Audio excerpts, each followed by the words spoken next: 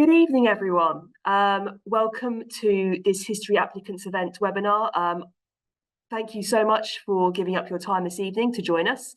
So I'm just going to start off with a few introductions. So firstly, my name's Claire, and I am the head of history. And you can see my name on the PowerPoint, hopefully. And I lead a department which includes Kate, Jack, and two Matthews. And collectively, we are the history teachers at the college. I'm also really, really fortunate tonight to be joined by some of our wonderful students. So we've got students here who are all on the modern history course, and a couple of students from the lower sixth and a student from the upper sixth. And I'm just going to hand over to them very briefly to just introduce themselves to you. Hi, I'm Holly. I went to the Beacon School. I study law, history and criminology, and I'm hoping to study law at university. Hi, I'm Rebecca. I study modern history, criminology and psychology, and I went to Oakwood. Hi, I'm Catherine. I went to St. Bede's and I study English literature and language, law and modern history. Wonderful. Thank you so much, guys. So we'll be hearing more from them later on when we do our little kind of our sample lesson, and will have a chance to pose some questions to them, just to kind of talk a little bit about that and some of the aims of the evening and how it's going to work. So what we hope to achieve via this webinar is firstly to give you guys a bit of an overview of the topics that we cover in A-level history. As you might already be aware, we offer two courses, modern history and early modern history. And one of the big things that people applying often ask me questions about is, which option should I go for? How do I choose between them? So hopefully this webinar will give you a bit more information to help you make an informed choice. It's also designed to introduce you to me as the head of the department and to some of our students who've just introduced themselves. I'm also going to give you some information about possible career paths in history and possible progression options. We've already heard from Holly some of her progression plans, and I'm going to go through some other options that you might follow on from a history A-level course. And then finally, one of the purposes of this webinar is to give you guys a chance to ask any questions. And on that note, just to talk through the format of the evening. So this first section is going to be a bit of an overview from me. So I will be taking you through the two different courses, talking a little bit about some of the other information about how teaching will work, some of the extracurricular opportunities that we offer at the college, and progression options as well. We will then proceed to have our little mini lesson. So you guys have been sent some materials in advance, and this will give you a chance to kind of think about these in a bit more depth and detail there. And then finally, we will have a session at the end to ask any questions and answer them. So just a quick point about procedure for those. So we have enabled the Q&A option here. Please, if you have any questions, can you put them in the Q&A box? This is essentially so we can keep them separate from the chat, which I'm going to mention in a moment's time in a bit more detail. But the Q&A is where you put your questions. I would also advise you, obviously, do feel free to pop in questions there as and when you think of them. But obviously, I might cover some of the material in the initial kind of discussion of the courses. What we'll then do at the end in the Q&A session is we will pick out some of the questions. I will answer some of them where I think I'll be the most appropriate person to give you that information that you need. I may also fire some at our students as well, where they can give a bit of an insight into the student experience. So please do put those in the Q&A box. We have got the chat enabled as well. Please can I ask you to not use that for the moment, because we're going to use that as part of the mini lesson. And if it gets clogged up with questions, that can be a bit confusing. So please, if we could put questions in the Q&A and then use the chat purely for the mini lesson that we're going to be doing later on in the evening. So without further ado, I'm going to just begin by talking a little bit about the course or the courses we offer at the college. So we're really fortunate at the college in that we have enough students and enough staff that we can offer two options that you can take. So when you apply to the college, you can apply to study either early modern history or modern history. Now, both of these courses are identically assessed. That means they're both done by the same exam board, which is AQA, and you will have the same format of exam paper at the end of the 2 years, regardless of which option you take. And I'll talk a little bit more about what those papers will look like later on. But essentially, same style of questions, the difference is the content. That means that when you're thinking about which ones to choose, what you want to consider is which of them sounds more interesting. And this is something I say to loads and loads of students as they apply. There's no real benefit or drawback picking one course over the other. The key thing for you to consult is what really speaks to you. What are you going to enjoy studying for the 2 years that you'll be with us? So I'm going to go through in a little bit of detail now, the two options to give you a bit of an insight into what they include. So I'll start with our early modern course. And this is often the code is HIA. So the broad blurb for this course is the struggle for supremacy and equality, because that's some of the big themes that we look at in this course. And this course has 3 components. 2 of them are examined and 1 of them is a coursework component. So I'll just talk a little bit about the examined units first. So that one of the examined units is on the Tudors, and this is a broad study of the Tudor England between 1485 and 1603. This obviously covers everything from the beginning of the reign of Henry VII all the way through to the end of the reign of Elizabeth I. And some of you might have already studied Elizabeth papers at GCSE, so that would include some of that kind of content there as well. And this course you will be examined on it at the end of the 2 years, and that's a 2.5-hour exam, which includes an extract question and some essay questions. And an extract question is based on historians' interpretations, and you'd be asked to evaluate those, and you'd be asked to write an essay in ways that you might be familiar with now. And this breadth paper counts for 40% of your overall grade. The other paper that you'll be studying over the course of the 2 years is France in Revolution. And the date range here is much narrower. This is from 1774 to 1815, and this is the depth study paper. And so this is a more in-depth study of a shorter period of time, specifically the period of the French Revolution through to the period of Napoleon's rule as Emperor of France. And again, this ends up in a 2.5-hour exam at the end of your 2 years. And this exam includes some source questions. So again, you might be familiar with looking at sources at GCSE. So there'll be some source analysis in this as well, and some essay questions. And that would represent 40% of your overall grade. So you can kind of already get the picture that the majority of your grade, 80% of it, is going to be based on 2 exams that you sit at the end of the 2 years. The final 20% is based on a piece of coursework, and you would complete this in the first term of your second year. So that's September through to December of year 2 of the course. And in the early modern course, the topic that you will be studying is civil rights in the UK between approximately 1867 to about 2010. And what will happen is we will give you an overview of that topic in the first half term, so that's September to October of your second year, and then we will then support you in the writing of the coursework. Once you've picked your question from the range we offer you, up to January of your second year, at which point you'll submit the coursework. And that piece of coursework is an essay of maximum 4,500 words, which represents 20% of your overall grade.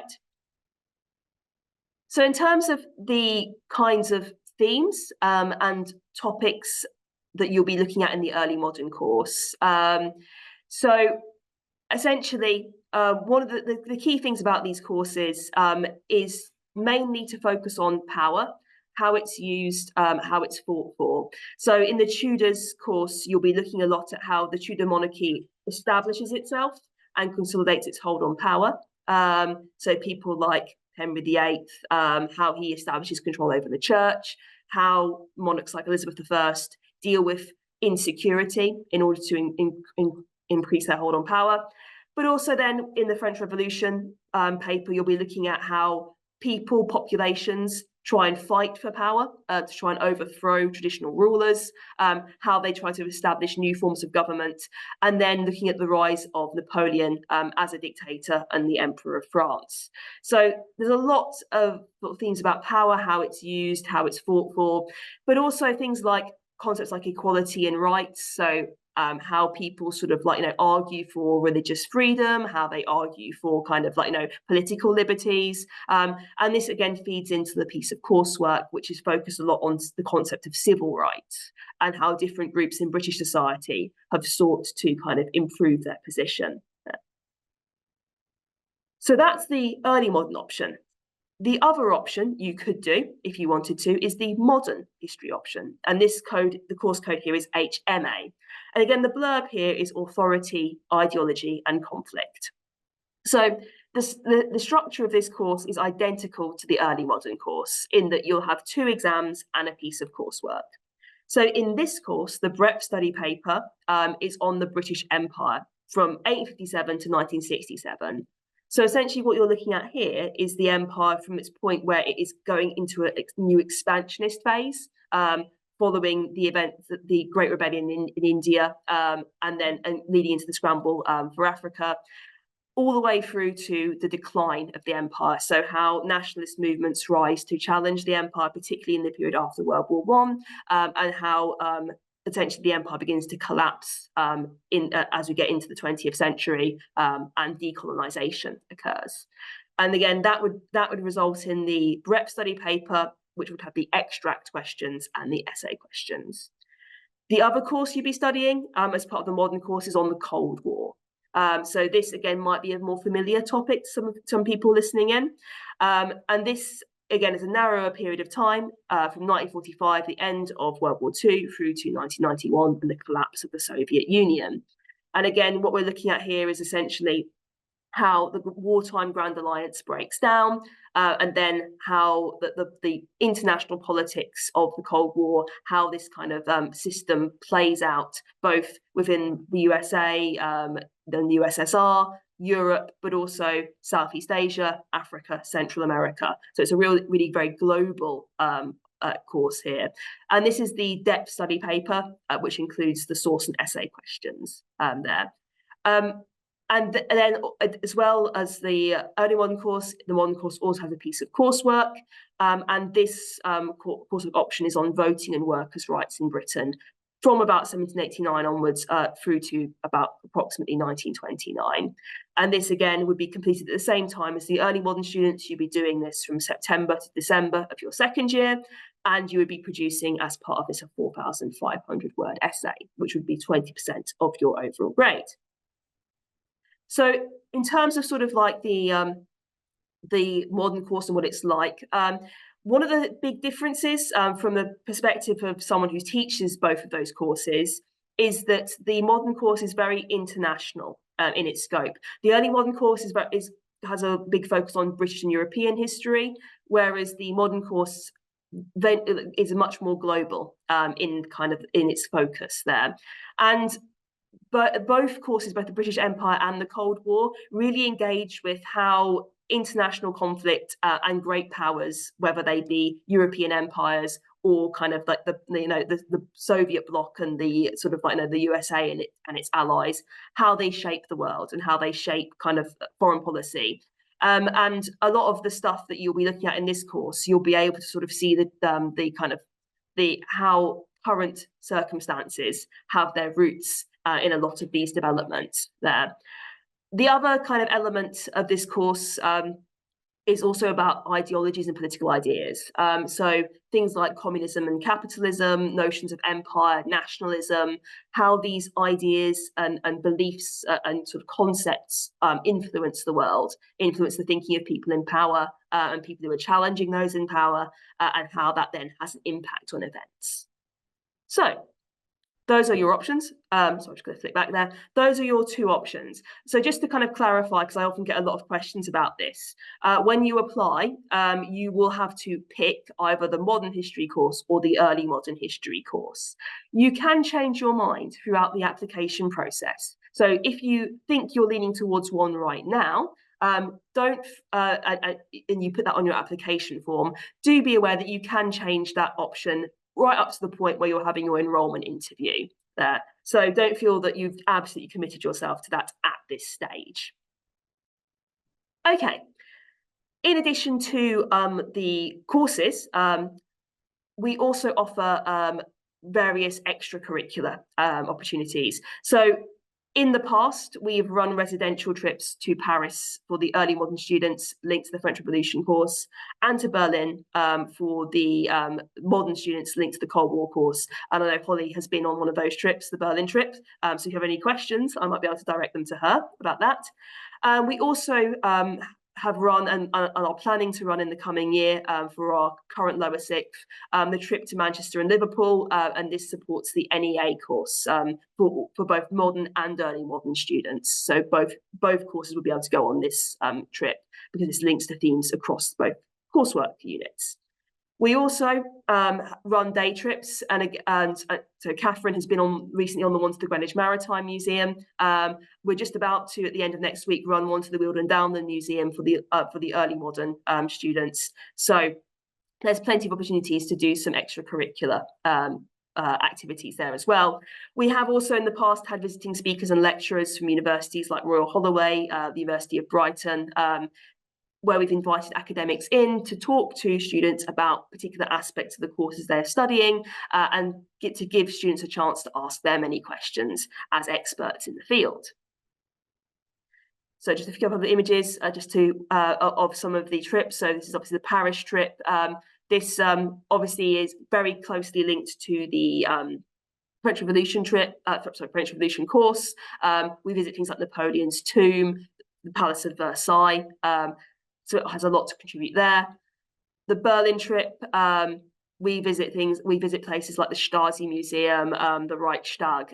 So again, very what remains of the Berlin Wall, Checkpoint Charlie. So very linked to the Cold War course there as well. And here again is the Manchester and Liverpool trip, and we visit, for example, the site of the Peterloo Massacre, the People's History Museum, the Maritime Museum in Liverpool as well. So again, and this really ties into the coursework content that students are studying. So pretty much all of the extracurricular activities we offer are designed to enhance what students have already learned about.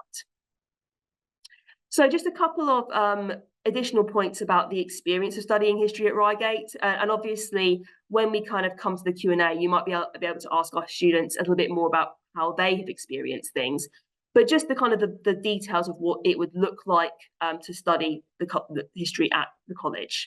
So essentially you will have 2 double lessons a week. So essentially a double lesson is a block of 2 hour-long lessons. So you'll have essentially a 2-hour double at one point of the week and a 2-hour double at another point of the week. So it might be that, for example, you had your history lesson, your first history lesson in the afternoon, 2 hours on the Tuesday, and then in the morning session on Thursday, for example, and that would also be 2 hours. Now, previously, we've taught the courses alongside each other, but we recently changed this approach. So for our current lower sixth, and for you guys when you join us, we teach the paper 1 unit first. So that's the breadth study course. So if you're doing the modern history course, you do the British Empire first. If you're doing the early modern course, you do the Tudors first. And then once we finished, which is around this time of year in year 1, we would then move on to the depth study or paper 2 course. So if you were doing, so for example, the early modern course, you'd take the Tudors up till about Easter of your kind of first year at the college, and then you'd pick up the French Revolution course from there. And similar situation in the modern students with the British Empire, then the Cold War. And in terms of the sort of things that we do in our lessons, there's lots of contemporary sources and extracts from historians. Obviously, these form a kind of a key part of your exam papers. So we are keen to kind of integrate texts like those in the lessons as much as possible. We do have the opportunity to do group work. We do student presentations. But one of the key things that is a real constant feature of our lessons across the board is discussion. One of the really important things about history at A-level is that you'll be asked to or required to express your views. And that's something that you'll need to do on the exam paper. And as such, we want to make sure that students are doing this throughout the whole course. So, if I think about an average lesson from me, there are certainly periods in that lesson where students are doing kind of their own work or working as a pair, but everything is really punctuated with periods of discussion and debate over the questions that I'm asking students to deal with there. And so thinking about the kinds of qualities or skills that would ensure that you really thrive as a history student at the college. Well, firstly, and this might seem really, really obvious to everyone listening, being interested in the subject really does help. Essentially, what you might come to the course having already studied maybe a bit of one of the periods that you are going to be looking at, or it might be that you'll have an outside interest in those things. But the key thing here is, even if you have no clue about the topics that are part of the A-level courses, as long as you're kind of interested and you want to find out more, then you will have the right attitude to do really, really well there. In terms of other kind of more practical skills, being organised is going to be very important. We issue routinely workbooks for the students, and these guys will be familiar with toting those around, and textbooks that you'll be using a lot. But we'll also be issuing additional materials. So it's going to be very important for you guys to be able to kind of keep track of your work and make sure you have all your notes organised, because you'll need to obviously use them for revision. In terms of the kinds of skills you'll need to tackle the exam, being able to or being comfortable with reading is going to be really kind of important, because in the exam papers at the end of the 2 years, there will be a 30-mark question on each of those papers where you'll be required to read 3 texts, either 3 extracts from the works of historians or 3 sources, primary sources. So being able to read, or enjoying the process of reading and picking out ideas and identifying what is being said, and then being able to analyse those ideas, is going to be key to your success as an A-level student. And then, as I mentioned earlier, debate is central. You will be, in the exam, a decent chunk of it will be you being asked, how convincing are these historians' arguments? But also in your essay questions, what do you think about this particular kind of historical question? So, for example, why was it that Henry VIII broke with Rome and set up his own church? Or why did the British Empire in India collapse by 1947? These kind of things, these are questions that you will need to be able to have a view upon and be able to argue that view. So being comfortable with debating and discussing is going to be very, very important as well. So just a few kind of details. So on the screen, you can see now our most recent A-level results. So for both the modern course, you can see I've put those first, and then the early modern course. So at the top, you can see the A star to B grades, the percentages of students who got within that top band of grades. Below on the second row, you can see the A star to C grades, so the proportion of students in each course versus the modern and the early modern who got within those grades. And then at the bottom, the pass rate, which was 100% for both courses. So all students gained a passing grade last year. And then in thinking about after your time at the college, so one of the things about history is that it keeps your options open.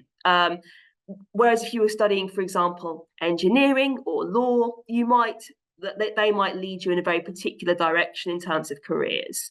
History, there's no kind of one single destination that history students go to. By and large, history is a generally useful subject. We call it a facilitating subject because it is well respected by universities and employers, mainly because of the skills that they perceive history students to have, being able to weigh up arguments, being able to support judgments with evidence, being able to communicate those ideas in writing or verbally. But there's no kind of, it's not necessarily going to kind of commit you to a particular course. You don't all have to study history at university. So some of the options, some of the courses that students last year have gone on to study have included subjects that follow on from history, like history itself, or classics, or archaeology. But they've also included social science courses, so students have gone on to study politics and international relations, economics.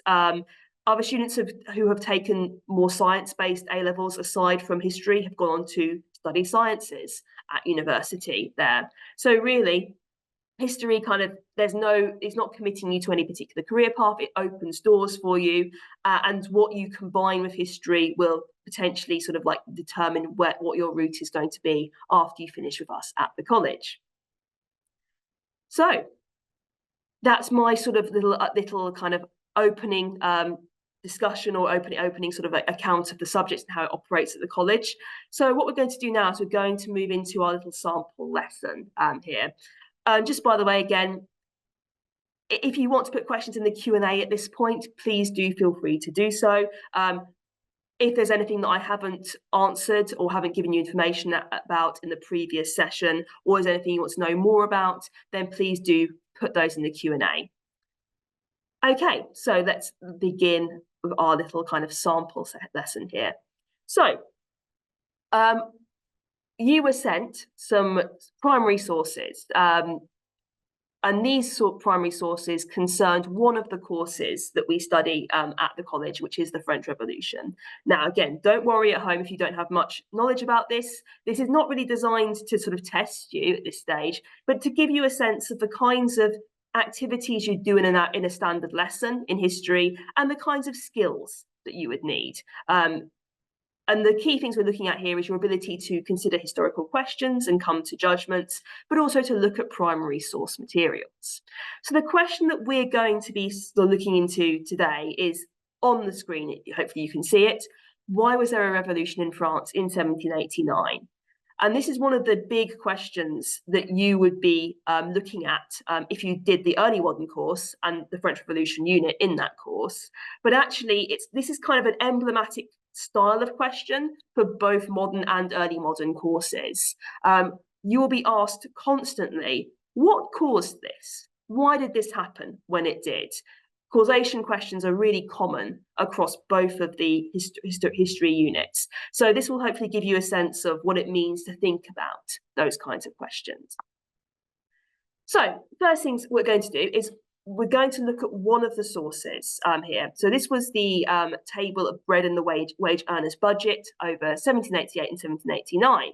Now, in a moment's time, I am going to hand over to my students because they are about to display their reasoning skills in regards to this primary source. And again, these guys are all modern students, so you are seeing here the historical skills being applied to a source that they might not be as familiar with.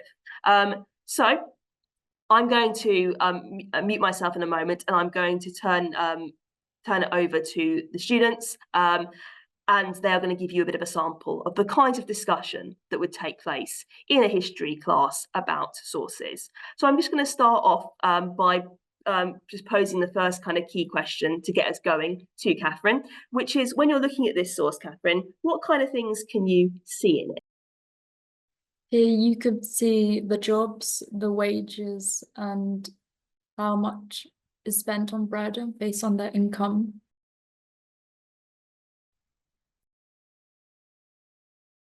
From this source, we can kind of understand the economic difficulties that people were struggling with. I mean, a labourer by 1789 was spending 97% of their wage on bread. And we can see that this is a dramatic increase from just the year prior, 37% increase. We can kind of gain an understanding into why they might want change, just so that they can be able to live and afford to eat things other than bread or rent or anything like that, we can kind of really understand the discontent and the dissatisfaction, especially within the lower classes in France at this time. That's brilliant, guys. And just to kind of a quick sort of follow up here. Holly, you've kind of explained really clearly about kind of some of the economic problems. Catherine, going back to you, as a modern student, have you ever had a chance to think about those things in the context of your own course? I mean, this links really well to modern because there's a lot of nationalism throughout 1857 to 1967, especially when the Mau Mau movement happened, which was when the KU people uprised against the white settlers for them being displacing the peasant farmers, which is very apparent here, as these people don't seem very content about the living standards they can receive, because the laborers in Revlon wallpaper works, 97% of their wage is spent on bread, which is a huge amount, and it's just they just seem like it's similar to modern, where they would probably uprise against this conditions. Brilliant. Yeah, and that's a really nice example of how kind of there are common themes across two courses, aren't there? And you can kind of use what you know to make inferences or deductions. We've got economic hardship. This is likely to lead to some kind of uprising. So that's really great. Okay, so we can find out quite a bit from this source, but one of the things we've got to be mindful of, obviously, is what are the limitations of some of these primary sources? Because when you're going to be sitting your exam paper on the depth study, whether that's the Cold War or the French Revolution one, you'll be required to kind of talk about how the sources are valuable, so the positives of them, but also some of the limitations of them as well. So I wonder, Rebecca, if you can come in here and talk about anything that you might think about what limitations of this source might be. So the first thing I see is that there's only 4 jobs listed here, and they're all in the city. So you won't get any idea of any conditions in the countryside. As well as this, there's only seem to be economic factors here. So there's no idea of how other factors, such as political factors or cultural factors, may have affected the revolution. As well as this, you can only see that there are only 2 years here, so we don't know if these were just bad years or whether it was across the whole period. And there is also it's only to do with bread, so we don't get an idea of anything to do with any other type of materials they were buying. Brilliant, thank you so much. And again, I think there's some really good insights here about sort of what we can learn and what we can deduce from that source, and some of the things that we have to be a bit careful of, some of the things that we can't learn from this source, and we might have to use some of the other sources to tell us about. Brilliant, thank you so much, guys.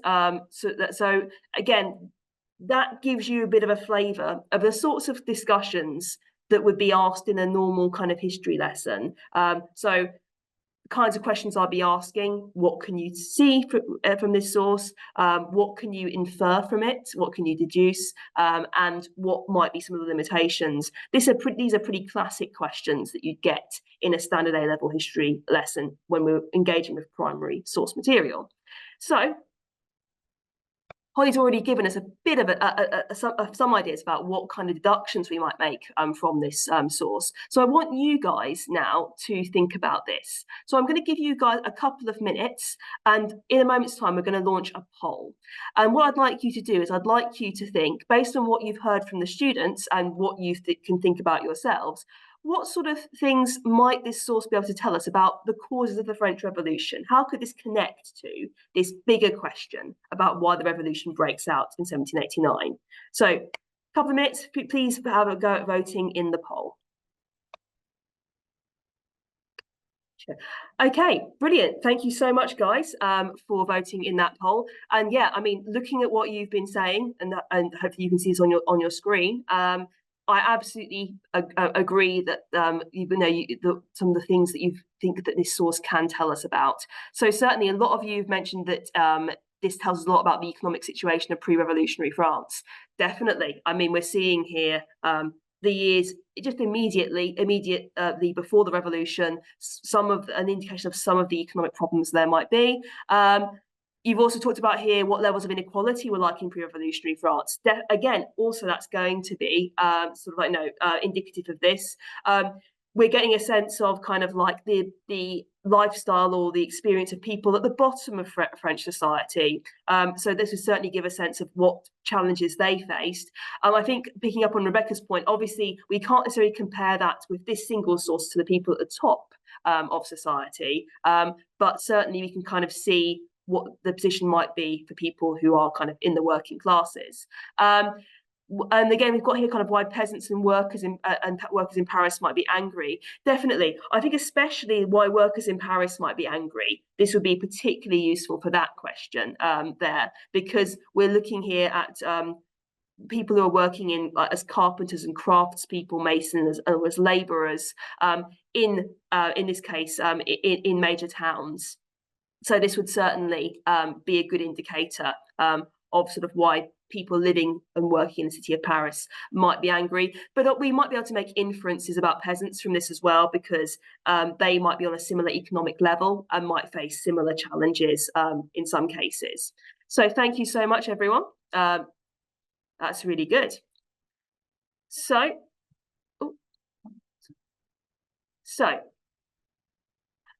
what I'd like you guys to do now is to think about some of the other sources that you've been sent. So you have been sent a range of different sources in addition to the one that we've just discussed. And we've looked a little bit about kind of economic causes. So as Holly was kind of outlining earlier, we can kind of see how some of the economic pressures might have sort of like affected France just before the revolution. What I'd like to do is I'd like to think about what some other causes there might be of the revolution. Again, looking at the sources.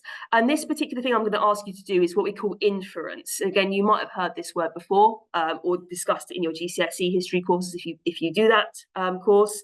And the process of making inferences is to take some evidence and to try and draw conclusions from it. So looking at the other sources that you have been given, that you have had issued to you, I'd like you to have a think about what other things might have caused the revolution, what other factors might have contributed to this event in 1789. And once you think you've kind of got an idea, have a go at putting your idea in the chat. And you can either just jot down what you think another cause is, or if you want to put anything a bit more involved or a bit more detailed, you can maybe explain why you think that is the case or link it to a particular source. So please feel free to use the chat. I'm going to give you guys about, say, 2 or 3 minutes just to pop your ideas in there. And then I'm going to have a look at some of them and talk about them then. So off you go. Okay, lovely. Thank you so much, guys. Do keep them coming. I'm just going to quickly pull up the chat now and have a look at some of the ideas that have been shared. But by all means, if you haven't had a chance to type them in, by all means, do put them in as we go through. So going through here, so we've got here this notion of corruption or inequality. Yeah, definitely a real big issue here. So looking at some of the sources, you could you could build on the understanding you gain from that table of bread prices to look at the conditions for people at the top of society and the wealth that they experienced, definitely. Mention of some key events. Yeah, France's loss of the 7 Years' War, losing its North American colonies, definitely. So this obviously kind of sets firstly, it plunges the French crown deeper into debt, but it also means that when the American Revolution breaks out, the French crown ends up getting involved in order to almost kind of get revenge, but then increasing the debt even further. The rich exploiting the poor, definitely. talking about the political cartoon specifically here, definitely. So the notion of the two upper classes, the first and the second estates, that we call them, so the clergy and the nobility, oppressing the third estate, which is the term used for the majority of the population. We've got here again, more references to the third estate and inequality, definitely. This kind of income gap, absolutely, there as well. And again, talking here about that, this people are really engaging with this cartoon, this notion of sort of like the two top estate, the first and second estate oppressing the third estate, and some nice reference to the details here as well. The clothing of the two kind of figures standing on our poor third estate person, the clerical robes one of them is wearing, and the sword being wielded by the other. The sword kind of links this guy to his noble status, because nobles are permitted to wear swords. So increasing debts, definitely, and this notion that the lower classes have no sort of role in creating the debt in the first place. The lettre de cachet, the injustice of absolute monarchical power. Some really good about continuing this there's a really strong theme that's picking up here about income inequality and the oppression of the working classes. Louis XVI's ridiculous spending, absolutely, yeah. I mean, splashing out money at Versailles, living in these very splendid surroundings, and kind of like, spending money on things that were not always necessary, and increasing the debt even further. So it's really, again, lots of really good attention here to the class inequality. And again, other people are referring to the decorations you can see in the image of Versailles. Thinking about this is relatively close to the capital of Paris, where those people that we talked about in that source that the students discussed, who are spending 97% of their income on bread by 1789, they're doing that whilst nearby the king and his ministers are in this very splendid surroundings there as well. So again, some really some good points here about income inequality and wealth inequality there as well. Frivolous spending, seeing a lot of common themes. Kind of looking here, brilliant. Someone has also picked up on liberal ideas being spread by the Enlightenment.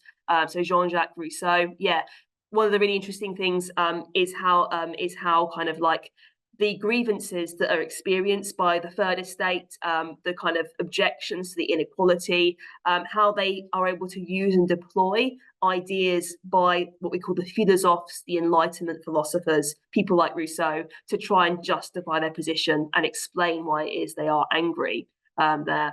Excellent. So some really good observations drawn from the sources here, talking about kind of some of the other themes that might be relevant to this question about what causes the revolution in France in 1789.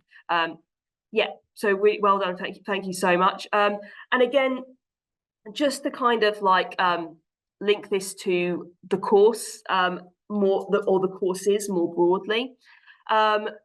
One of the things that you will have to do as part of as a history student at the college is to consider, firstly, what causes emerged that caused kind of key events, but also the relative importance of causes. So you guys have identified a range of different causes for the revolution in 1789. We've talked a little bit about kind of the privations and sufferings of the poor, the inequality between their experience and those of the wealthy elites, the class system, the system of the free estates, and how the third estate was oppressed by these higher classes, the debt caused by kind of wars and foreign policy adventures, and how that made the economic situation worse, and some of the kind of issues of Louis XVI's lifestyle at Versailles, and how that kind of contrasted with the experience of the majority of his subjects, and some mentions here of other things like the absolute power exercised by Louis, like his ability to imprison his subjects at will by a lettre de cachet, and some of the ideas that were being developed in the Enlightenment to challenge some of these kind of the way things were in Ancien regime France before the revolution. So what you'd be asked to do for example, if you had an essay that asked you about what was the key cause of the events of 1789 of the revolution, would be to make a decision as to which of these causes you consider to be most important. And some of the things you want to think about would be the following. So firstly, does one cause seem to be does it seem to produce a lot of the other causes? Is this kind of what we might call the underlying cause, the cause that kind of makes all the other causes happen? Does one cause seem to have a longer term effect? Is this something that's kind of a problem that is a long running one?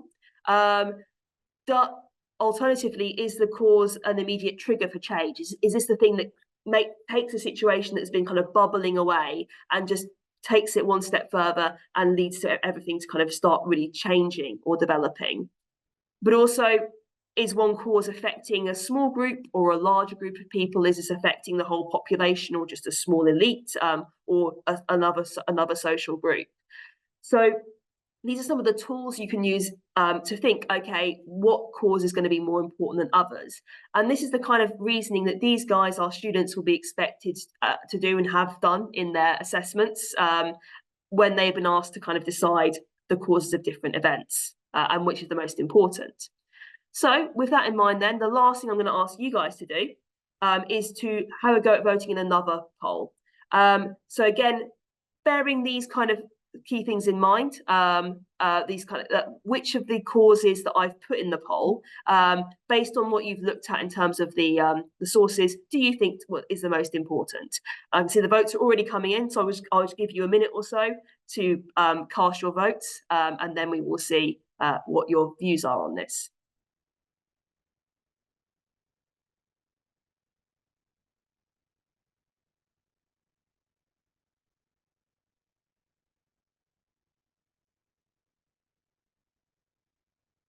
We've got some real predominance for certain causes here. Consensus seems to be emerging.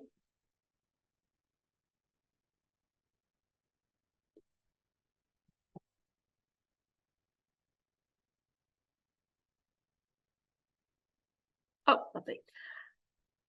Okay, so we can kind of see that there has been, a lot of you seem to think it is social inequality in France.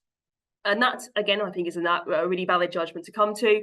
A lot of the kind of sources that you have looked at, so the bread price table that we looked at and the cartoon with the different estates kind of indicate that there's obviously a consistent issue of inequality and the differing experiences of rich and poor. And a lot of you have kind of also thought about economic crisis as well, here as well as a kind of a key issue. And again, I think this kind of appears across multiple different sources. You can see that in the bread price table. You can see that in the cartoon of the estates, how like the economic situation might be different for people at the bottom of the hierarchy. But you can also kind of see some elements of it if we think about kind of like the splendours of Versailles and what it takes to afford those, and how the money that takes out of the broader economy. So excellent. That's great. So what we're going to do now, having given you guys a little bit of an idea about what the A-level courses involve, and giving you a bit of a flavour of the kinds of things that you'd be thinking about and considering, and the kinds of work that you'd be doing as an A-level student, I'm just going to open the floor for questions and answer some questions myself or pose them to our students. So please do, if you think of anything, put them in the Q&A. We've got about sort of 7 minutes or so, so plenty of time to still put some questions in if you would like me to answer them. So first things first, the first question I can see is, would you say there's much of a jump between GCSE history and A-level history in terms of difficulty? Right, I think this is a perfect one to point to in terms of the students here. So I'm going to open the floor to our students. What would you guys say? Would you say that there's been a real jump between GCSE history and A-level in terms of difficulty? So who would like to start on that one? I wouldn't say there was too much of a jump in terms of difficulty. It is however, we do go into a lot more detail into different subjects. So you do have to write a lot more in the papers than you would do for GCSE, but there are less questions in the paper, so it may be less difficult for time. Brilliant. Thank you so much, Rebecca. And would you agree with that, Holly? Yes, I agree. I mean, there is a slight jump between A-level and GCSE, but that's the same with any subject, because at the end of the day, you're going on to study for a harder qualification, and there is expected to be a slight increase in difficulty. But it's quite easy to adapt to the differences between, and you do learn to kind of adapt the skills that you've got, grow, and once you do carry on learning it, the difficulty isn't unmanageable. Brilliant. And Catherine, would you add anything to that? Yeah, I believe that you're meant to have a lot of content to that would be quite beneficial, because then you can use the facts for to answering the question, and you're meant to not look at just one country, you're meant to look at like numerous countries like Africa, Asia, depending on the course. Then like you get marked more on just like the amount of like content you have and evidence. Yeah, brilliant. So I think that's a really good point here about kind of range and the kind of evidence you might need to engage with.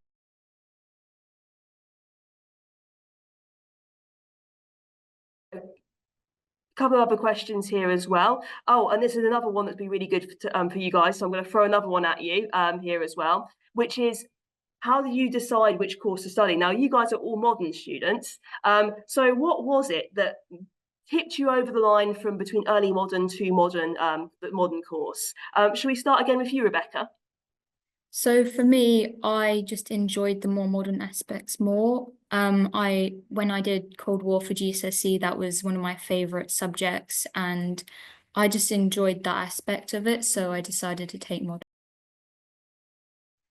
For me, it was looking into the kind of the prevalent themes in each of the courses and deciding whether I would kind of like to spend 2 years studying about religion and power or conflict and ideology. I think the themes are really important to consider, because you are studying this for 2 years. You have to think about what interests you more and what you're going to be more passionate about studying.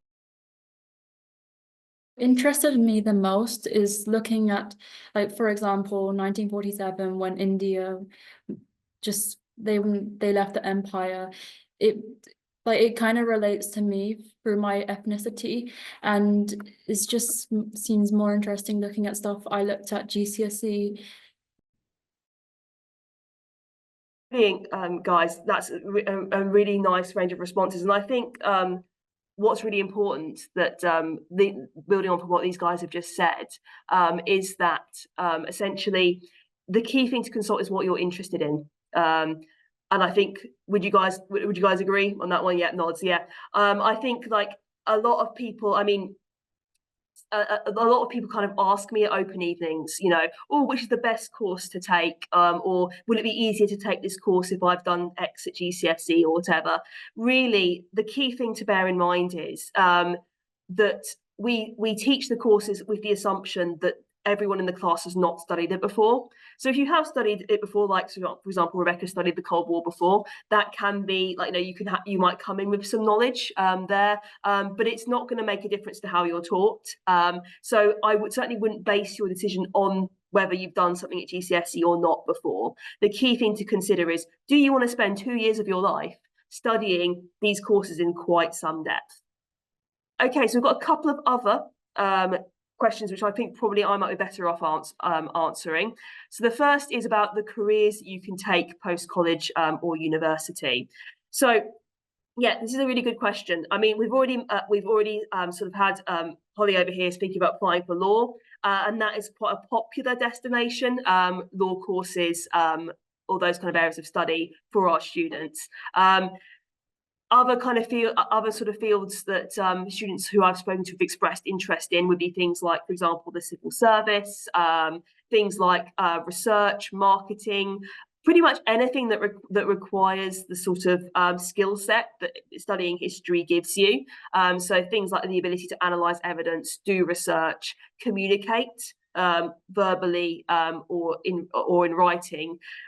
All of that obviously applies to a whole range of different careers, and history would equip you to do any of those. I think one of the things that is quite nice about history is Obviously, it can contribute if you've got a really clear idea, like, oh, I definitely want to kind of like go into business or go into law at the end of the process. It can obviously help you with that. But it's also quite good for students who don't have a very fixed idea about what it is they want to do, because it gives you such a range of different skills, and it's a generally well-respected course by universities and employers. It can kind of like, keep your options quite open at this stage.